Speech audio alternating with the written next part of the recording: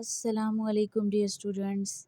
मैं हूं आपकी फ़िज़िक्स टीचर रिमशा अज़ीज़। तो आज बच्चों जो हम लोगों ने टॉपिक डिस्कस करना है उसको डिस्कस करने से पहले आप लोगों से छोटी सी रिक्वेस्ट कि चैनल को सब्सक्राइब करें और वीडियो को लाइक करें और अपनी रिक्वायरमेंट के मुताबिक जो भी वीडियो आप लोगों को चाहिए, जो लेक्चर जो आप लोगों को चाहिए, वो आप लोग कमेंट बॉक्स के अंदर उसका बताएं ताकि हम आने वाली वीडियोज़ के अंदर वो लेक्चर अपलोड करें।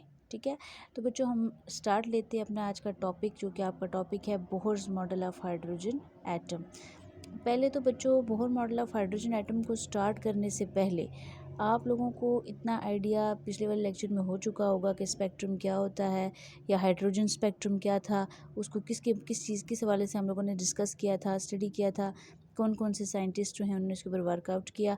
ठीक है, तो फिलहाल बोहर की कॉन्सेप्ट को हम लोग आगे लेके चलेंगे क्योंकि बोहर ने हाइड्रोजन एटम को यूज़ किया था फॉर स्पेक्ट्रम को डिस्कस करने के लिए। स्पेक्ट्रम की ऐसी सच कोई इन्फॉर्मेशन उसने प्रोवाइड तो नहीं की थी, लेकिन इतना उसने कहा था कि कंटिन्यूस एंड लाइम स्पेक्ट्रम आपके पास बनता हो, लाइम स्पेक्ट्रम और कंटिन्यूस स्पेक्ट्रम, उसका कॉन्सेप्ट उसने दिया था। ठीक है, तो हम स्टार्ट लेते हैं इसके बैकग्राउंड से। तो बैकग्राउंड में आपके पास सबसे पहले क्या चीज़ आ रही है कि जो दानिश फिजिस्ट थे नील बोहर, ठीक है, इन्होंने 1913 के अंदर बुक के अंदर एक डेट जो कि गलत लिखी हुई है 1923, उसको आप करेक्ट कीजिएगा बच्चों, वो आपस 1913 एक्यूरेट डेट है। उन्होंने सजेस्ट किया था that the atom resemble planetary system, कि एटम प्लानिटरी सिस्टम के तौर पर रिजेंबल करता है। इसका क्या मतलब हुआ, जैसे लेट्स सपोज मैं कह देती हूँ कि आपके पास ये क्या है, सन है, ठीक है, और सन के गिर्द डिफरेंट प्लैनेट्स क्या कर रहे होते हैं, रिवॉल्व कर रहे होते हैं। अब यहाँ पे आप लोगों ने ये चीज़ याद रखनी है। तो उसके मुताबिक ये था बच्चों कि आपके पास जो एटम है वो बिल्कुल प्लानिटरी मॉडल बनाता है। जैसे मैंने अभी आपको बताया कि सन है, सन के गिर्द प्लैनेट्स रिवॉल्व करते हैं तो न्यूक्लियस के गिर्द इलेक्ट्रॉन रिवॉल्व करते हैं। ठीक है, तो बिल्कुल वो इसी कॉन्सेप्ट के मुताबिक उन्होंने उसको बोला कि ये आपस क्या होता है, प्लानिटरी सिस्टम होता है। कहते हैं कि with the electron circulating about the nucleus like planets orbiting the sun, same is the thing which I discussed before. ठीक है, तो बच्चों बता रहे हैं कि क्लासिकल फिजिक्स क्या होती है। अब ये जो आपके पास हाइड्रोजन स्पेक्ट्रम आप स्टडी कर रहे हैं, इसकी अगर बात करें, बोहर जो मॉडल था हाइड्रोजन एटम का, इसको हम कहते हैं कि सेमी क्लासिकल थ्योरी है। सेमी क्लासिकल थ्योरी का क्या मतलब होता है, सेमी क्लासिकल थ्योरी उसको बोलते हैं बच्चों कि जिसमें आपके पास दो तरह की थ्योरीज का इंटरमिक्स किया जाए, दो तरह की थ्योरीज को मिक्स आउट कर लिया जाए। जैसे यहाँ बता रहे हैं कि Bohr formulated a model of hydrogen atom using classical physics and Planck's quantum theory. Planck's quantum theory, classical Planck's quantum theory भी आपने पीछे पढ़ी बच्चों, जो लीमन सीरीज़ पढ़ी आपने, जो ब्रैकेट सीरीज़ पढ़ी, पैशन सीरीज़ पढ़ी, या जो भी फंड सीरीज़ पढ़ी, तो वो सारी क्वांटम मैकेनिक्स है। ठीक है, वो क्वांटम थ्योरी से आया आपके पास। ठीक, और इसी तरह से जो क्लासिकल फिजिक्स की बात करें तो इलेक्ट्रोमैग्नेटिक वेव, वेव की सूरत में आपने स्टडी किया, पीछे डी ब्रॉगली का एक इंटरप्रिटेशन था, उसने यही बात बोली थी कि आपके पास क्या होता है, ये जो वेव होती है हाइड्रोजन की, वो पार्टिकल की सूरत में ट्रेवल नहीं करती है, एक वेव की सूरत में ट्रेवल करती है, और उस केस में हम उसकी फ्रिक्वेंसी को मेजर आउट कर सकते हैं। ठीक है, तो अब इसकी अप्लाइड किस लिए है, कहते हैं कि this model can be applied for smaller atoms like hydrogen, helium and lithium, जो आप कह सकते हैं कि थोड़े माइक्रोस्कोपिक लेवल पर स्टडी किए जाते हो। यानी कहने का ये मतलब है, अब यहाँ माइक्रोस्कोपिक का मतलब है कि माइक्रोस्कोप को यूज़ करेंगे आप, नॉट एट ऑल। आपने ये याद रखना है कि आपके पास उनका साइज़ कम होना चाहिए। ठीक है, साइज़ से मुराद उनका एटॉमिक नंबर हो सकता है, एटॉमिक नंबर मैथ नंबर कम होगा तो उनको आप स्टडी कर सकते हैं। ठीक है, फिर कहते हैं कि how it does not properly describe spectra of complex atoms and ions, these are the postulates of this theory। इस थ्योरी के कुछ postulates हैं। नंबर 1 postulate में उसमें क्या बताया, 3 postulate हैं बच्चों बोहर एटॉमिक थ्योरी के, वो आपने याद रखने हैं और बहुत अच्छी तरह से याद रखने। पहली बात उन्होंने ये बोली कि आपके पास जो एटम का इलेक्ट्रॉन होता है वो न्यूक्लियस के गिर्द बाउंड होता है और वो मूव करता है सर्कुलर ऑर्बिट्स के अंदर, लेकिन वो कह रहे हैं कि एनर्जी को रेडिएट किए बगैर वो रिवॉल्व करता है। That how is this possible, ऐसा पॉसिबल तो नहीं हो सकता, लेकिन ये उन्होंने एक पहला पॉस्टुलेट दिया था। अगर वो कह रहे हैं कि इस तरह लेट्स सपोज हम कहते हैं कि ये पॉसिबिलिटी है, तो हम कह सकते हैं कि ऑर्बिट्स क्या होंगे, स्टेशनरी स्टेट्स होंगे। ऑर्बिट्स क्या होंगे, यानी कि इलेक्ट्रॉन उसमें रिवॉल्व नहीं कर रहा होगा। ठीक है, रिवॉल्व करने का बोल भी रहे हैं, फिर कह रहे हैं कि स्टेशनरी स्टेट्स हैं। ठीक है, तो कह रहे हैं कि electron revolve to the Coulomb's force of attraction between negative and positive. Negative positive का जो कॉन्सेप्ट है वो मैं आप लोगों को समझाती हूँ कि आपस किस तरह से इलेक्ट्रॉन जो है वो कूलम्स फोर्स के तौर पे अट्रैक्शन काज कर होता है नेगेटिव और पॉजिटिव के तौर पे। तो उसको अगर हम लोग देखें तो वो क्या है, तो बच्चों कूलम ये कहता है कूलम के मुताबिक, अकॉर्डिंग टू कूलम ने ये कहा था कि आप जो फोर्स होती है वो डायरेक्टली प्रोपोर्शनल होती है product of the two charges and inversely proportional to the distance between their centres. उसने ये बात बोली थी, ठीक है। तो प्रोडक्ट ऑफ टू चार्जेस से मुराद ये कि आपके पास एक पॉजिटिव चार्ज और एक नेगेटिव चार्ज, जैसे हम एटम को अगर देख लें तो उसमें पॉजिटिव ये चार्ज और नेगेटिव ये, इन दोनों का जो प्रोडक्ट जब लेंगे ना और इनके डिस्टेंस के इन्वर्सली प्रोपोर्शनल जो फोर्स आएगी वो क्या होगी, कूलम्स फोर्स।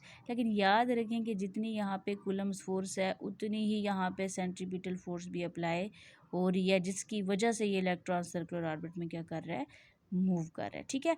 तो छोटी सी एक डेरिवेशन करेंगे और उस डेरिवेशन के मुताबिक आपने क्या याद रखना है, उसके मुताबिक आपने ये याद रखना है बच्चों कि इलेक्ट्रॉन जो पॉजिटिव और नेगेटिव इलेक्ट्रॉन होता है न्यूक्लियस के गिर्द या न्यूक्लियस के साथ, और दूसरा जो बाहर है वो, इसकी अगर बात करें तो कहते हैं सेंट्रीपिटल फोर्स हमेशा इक्वल होती है किसके, कूलम्स फोर्स के, ठीक है। तो सेंट्रीपिटल फोर्स का आपको फार्मूला याद है, mv²/r, या हाफ वो काइनेटिक एनर्जी से 1/, उसका हाफ लिखते हैं, लेकिन ये सेंट्रीपिटल फोर्स आप लिखते हैं mv²/r, और जो कूलम्स फोर्स है वो ke²/r। अब ke² किधर से आ गया ये आप लोगों को मैंने बता दिया, ke² क्या यहाँ से आएगा आपके पास, ठीक है। ये एक Q1 और ये Q2, इन दोनों का प्रोडक्ट लेंगे तो ke क्या हो जाएगा, स्क्वायर हो जाएगा, जो मैंने यहाँ पर लिखा, /r²। ये दोनों फोर्सेज है, ठीक। अब ये तो पोस्टुलेट 1 था, उसके मुताबिक आपने याद रखना है पोस्टुलेट 1 ये कहता है कि आपके पास जब कोई इलेक्ट्रॉन किसी न्यूक्लियस के गिर्द रिवॉल्व कर रहा होता है तो वो अपनी जो एनर्जी है उसको रेडिएट नहीं करता, विदाउट रेडिएटिंग एनर्जी, ठीक है। तो वो जो ऑर्बिट होगा वो क्या कहलाएगा, स्टेशनरी ऑर्बिट कहलाएगा। तो स्टेशनरी है तो दोनों फोर्सेस क्या हो जाएंगी, बराबर हो जाएंगी, तो कैंसिल हो जाएगा फैक्ट, ठीक है।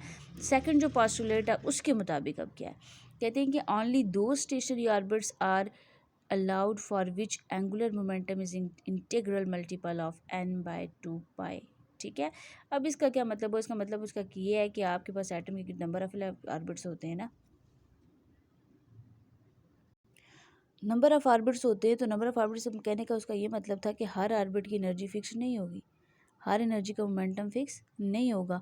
तो कह रहे ज़रूरी नहीं है कि इलेक्ट्रॉन, अगर जैसे लेट्स सपोज मैंने यहाँ पे लिखा कि फॉर एग्जांपल पॉसिबल ये ऑर्बिट हो सकता है, पहला पॉसिबल ऑर्बिट ये हो सकता है, ठीक है, तीसरा आप एक छोड़ के ये चला जाएगा, जो बीच में छूट रहे हैं इसका मतलब ये कि वो इंटीग्रल मल्टीपल नहीं है, ठीक है, वो इंटीग्रल मल्टीपल नहीं होंगे जिसकी वजह से इलेक्ट्रॉन में लाई नहीं करेगा। तो सेकंड पोस्टुलेट यही कह रहा है। उसके मुताबिक आप कह सकते हैं कि एन की value 1 2 3 4 and up to so on.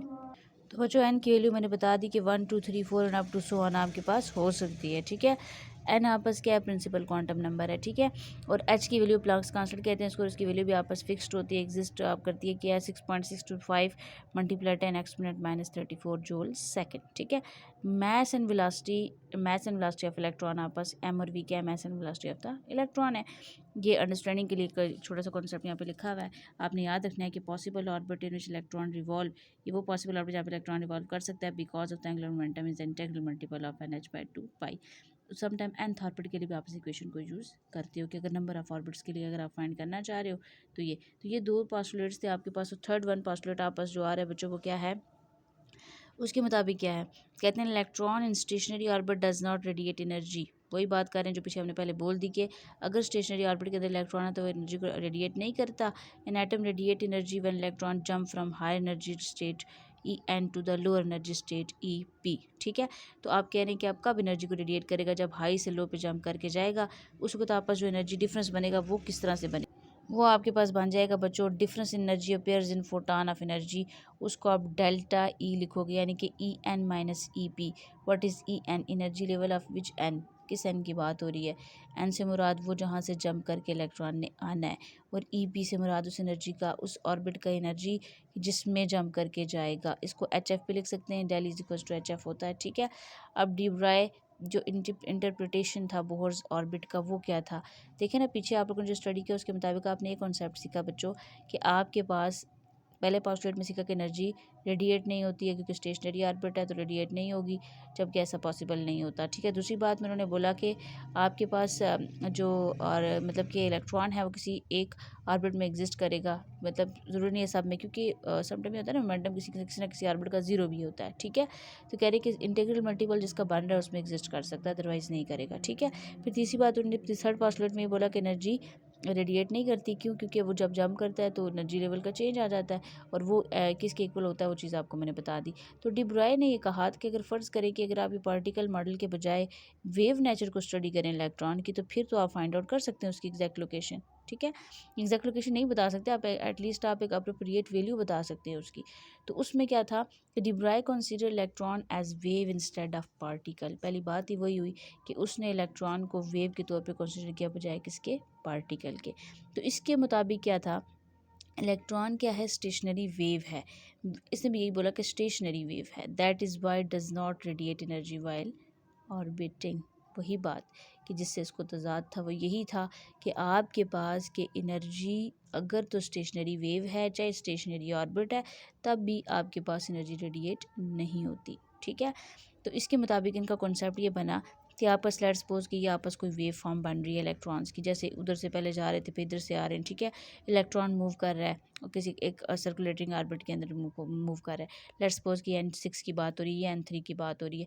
अब क्या होगा, जब आपके पास क्रस्ट टू ट्रफ वेव का मैच नहीं होगा तो एनर्जी रेडिएट नहीं होगी। हाँ, अगर मैच हो जाता है फिर तो रेडिएट हो जाएगी। ठीक है, स्टेशनरी होगा। तो यही बता रहे हैं कि high energy electrons vibrate with high frequency. ज़ाहिरी बात, अगर ज़्यादा एनर्जी से इलेक्ट्रॉन वाइब्रेट करेंगे तो फ्रिक्वेंसी ज़्यादा होगी। यही वजह हम कह सकते हैं कि इलेक्ट्रॉन हायर शेल के अंदर उसकी फ्रिक्वेंसी क्या होती है, ज़्यादा होती है। कहते हैं कि electron only revolve in certain energy states. अब इसकी उन्होंने एक चीज़ बताई, सर्टेन एनर्जी स्टेट्स के तौर पे अगर एग्जिस्ट कर भी रहा है तो आप लिखते हो कि lambda is equal to h by m b. आपने क्वेश्चन पढ़ी हुई है। वेव लेंथ अगर आप उसकी बताना चाहते हो, और सरकमफेरेंस आपके पास इक्वल होता है 2 पाई आर के। इसको इक्वल करें एन लैम्डा के, तो एन को आप जाकर नीचे क्या कर दें, डिवाइड। ये जो आपने इक्वेशन 1 एंड इक्वेशन 2 बनाई है इसको कंपेयर कर लें। जब आप इसको कंपेयर करेंगे तो h by m b is equal to 2 pi r by n. ठीक है। अब यहाँ से क्या होगा, ये एन यहाँ पे जाके मल्टीप्लाई हो जाएगा। ठीक है।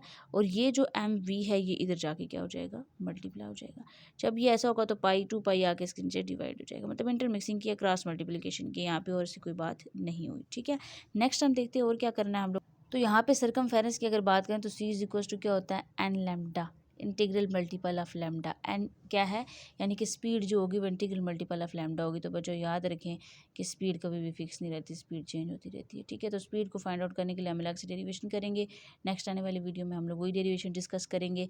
अदरवाइज आप कह सकते हैं इंटरफेरेंस हो सकती है। ठीक है। तो वही बात है, crest to crest and trough to trough होना चाहिए। हाँ, क्रस्ट टू ट्रफ है, crest and trough, crest trough, crest trough. अगर crest to crest, trough to trough, then वो क्या हो जाता है, कोलैप्स आ जाता है। ठीक है।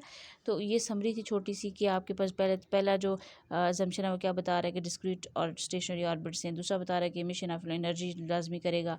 तीसरी बात, एंगुलर मोमेंटम इलेक्ट्रॉन का फिक्स नहीं होगा। ठीक है। फिर रिजल्ट्स की बात करें तो रिजल्ट में नहीं है। ये जो डेरिवेशंस नेक्स्ट आ रही हैं तो यहाँ नेक्स्ट आने वाली वीडियोज़ में इस चीज़ को डिस्कस करेंगे। ये हमारा आज का टॉपिक था, आज का लेक्चर था। होप सो कि आप लोगों को पसंद आया होगा। आप लोगों को कोई चीज़ समझ ना आए तो आप लोगों ने कमेंट बॉक्स में पूछनी है। तो वीडियो को ज़रूर लाइक करें और चैनल को ज़रूर सब्सक्राइब करें। Thank you so much. अल्लाह हाफिज़।